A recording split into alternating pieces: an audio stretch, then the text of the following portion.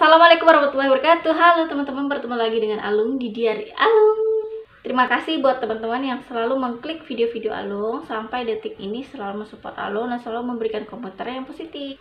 Buat teman-teman yang belum subscribe Alung, ayo subscribe sekarang dan hidupkan loncengnya biar tidak ketinggalan video-video Alung selanjutnya. Hari ini Alung akan bercerita tentang sejarah yang terjadi di Kalimantan Barat, tepatnya di Desa Mandor. Ini terjadi pada masa penjajahan Jepang pada tahun 1941 sampai 1944. Simak terus videonya, jangan di skip ya teman-teman. Pada tanggal 2 Februari 1942, Jepang memulai memasuki Pontianak dan disambut baik oleh warga saat itu. Jepang melakukan mobilisasi terhadap rakyat untuk kepentingan perang mereka, seperti pengarahan pemuda, pengenalan budaya Jepang, dan kewajiban kerja bakti. Pada tanggal 21 Juli 1942, Kalimantan bersama Sulawesi dan kawasan Sunda Kecil atau Nusa Tenggara berada di bawah kekuasaan Kaigun Taikuku yang merupakan angkatan laut bersimbol jangkar di lengan kanan. Mereka dikenal sangat kejam dan sangat bengis. Tiba-tiba, Jepang datang berbondong-bondong menyerang kota Pontianak dengan menggebom lewat udara. Ada 9 pesawat yang mengudara menghancurkan Pontianak. Tapi tidak hanya Pontianak pada saat itu. Ngabang, Sanggau, Mempawah, Pemangkat juga termasuk menjadi sasaran mereka. Tak lama kemudian Jepang memenangkan pertempuran dan Belanda menyerahkan kekuasaannya kepada Jepang. Jepang mulai menguasai warga lokal dan mereka merekrut warga yang pro-Jepang. Namun, warga Pontianak kala itu menolak untuk mengikuti arahan Jepang karena mereka sudah muak dengan penjajahan Belanda sebelumnya. Karena pemberontakan dari warga Pontianak, mereka tidak terima. Mereka menangkap 5 orang pegawai bank yang ada di Pontianak. Pegawai tersebut ditangkap lalu digiring ke tepian Sungai Kapuas yang namanya Pelabuhan Tengsenghi. Lalu, tentara Jepang memanggil penduduk kota Pontianak dan disuruh menyaksikan satu olahraga yang hebat dan akan kami lakukan setiap harinya. Olahraga yang dimaksudkan adalah memenggal kepala ke-5 orang itu dengan samurai lalu ditebaskannya ke leher pegawai bank tersebut satu persatu. Sedikit berbeda dengan penjajahan Belanda sebelumnya yang bekerja sama dengan pihak kerajaan. Kalau kekuasaan Jepang ini, dengan gamblangnya mereka memperlihatkan perbuatan yang sangat keji dan semakin hari semakin buas. Mereka tidak segan kepada sultan, raja, atau tokoh masyarakat yang berkuasa pada saat itu di daerah yang mereka jajah. Dan mereka bertindak sama rata. Sepenggal cerita yang Alung kutip dari Bapak Syafarudin Utsman yang merupakan pemerhati sejarah Kalimantan Barat. Pada suatu hari, Sultan Syarif Al-Qadri menghimpun para raja, sultan, dan para pemimpin panembahan, para cendekiawan, para kaum terpelajar yang ada di Kalimantan Barat untuk mendirikan organisasi bernama Nisinkwai. Namun, salah satu anggota pergerakan itu ada yang berkhianat dan membocorkannya ke Jepang. Mendengar hal itu, Jepang semakin murka.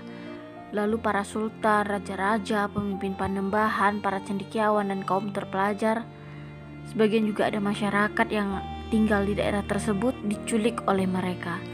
Mereka digiring berbaris seperti antrian panjang dengan ribuan orang. Kepala mereka ditutup dengan sarung berwarna putih. Kemudian mereka sampai di sebuah hutan. Tempat itu merupakan tempat bekas pertambangan emas. Mereka disuruh menggali lubang dengan tangan mereka sendiri. Lubang itu ditujukan untuk menjadi kuburan mereka. Berdasarkan beberapa referensi, total korban pembantaian itu berjumlah 21.037 orang. Yang sebagian dari mereka adalah para cendekiawan dan pemimpin yang sangat penting di Kalimantan Barat. Tujuan Jepang membunuh para cendekia agar yang tersisa adalah generasi bodoh yang nantinya bisa mereka kendalikan. Tragedi ini berlangsung selama 1942 sampai 1944 dan dikenal dengan tragedi Mandor Berdarah. Hal ini tentu memancing perlawanan dari tokoh yang belum tertangkap. Salah satunya Pangsuma. Beliau adalah panglima yang berani. Masyarakat mengobarkan semangat juang dengan membuat panggilan untuk bersatu yang dikenal dengan sebutan Mangkok Merah, yang mana suku Dayak akan melakukan itu jika situasi sangat genting dan dilakukan saat perang. Panglima Pangsuma menggunakan mandau berhasil memenggal kepala pimpinan Jepang di 3 lokasi. Lokasi pertama, Sekucing Balai Sekua, tepat di perbatasan Kabupaten Ketapang dan Kecamatan Meliau.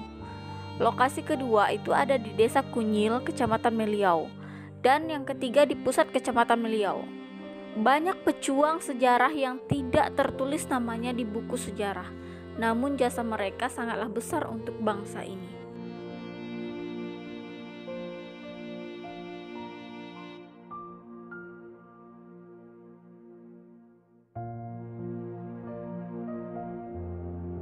Setelah 2 tahun berlalu, di tahun 1946, Sultan Hamid II yang kala itu selamat karena bersama istrinya ia berada di Belanda, memutuskan untuk pulang ke Pontianak. Ia langsung mengunjungi saudara-saudaranya di keraton.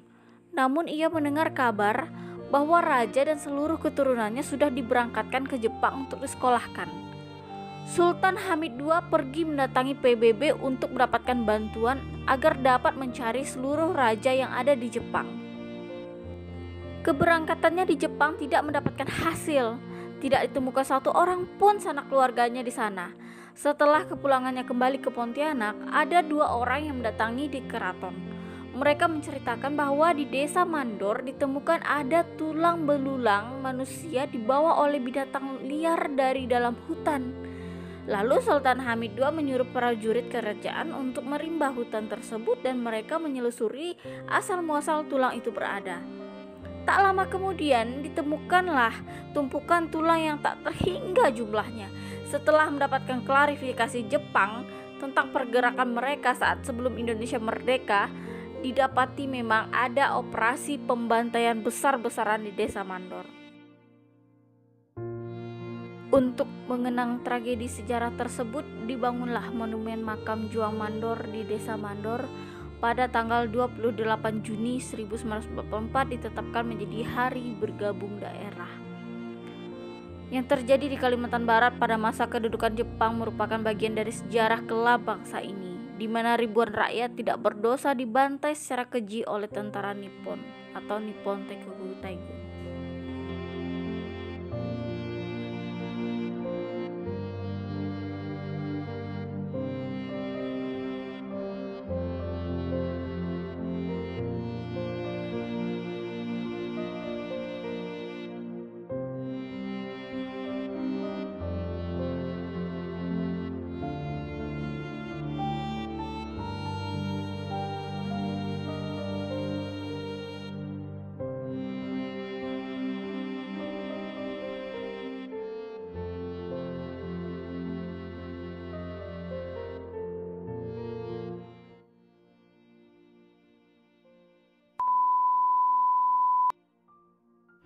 Teman-teman, kalian sudah menyimak cerita alun tadi ya. Begitu memilukannya tragedi itu ya, sampai menghabiskan 21.000 lebih orang ya.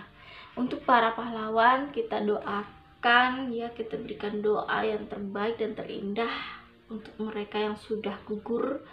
Sepenggal cerita sejarah yang sangat mencekam, mungkin di daerah kalian juga ada cerita seperti itu. Jadi kita sebagai generasi muda saat ini harus tetap berjuang mempertahankan kemerdekaan Indonesia agar kita tidak mudah dijajah. Dan sejarah ini bukan untuk kita lupakan, tapi untuk kita pelajari agar tidak terjadi di masa yang akan datang. Ingat, teman-teman, jangan sampai apa yang terjadi di masa lalu itu terjadi lagi di masa sekarang gitu ya. Terima kasih karena sudah menonton video-video Alung, teman-teman. Terima kasih sudah mengikuti Alung dari awal sampai akhir juga. Sampai ketemu lagi di video selanjutnya.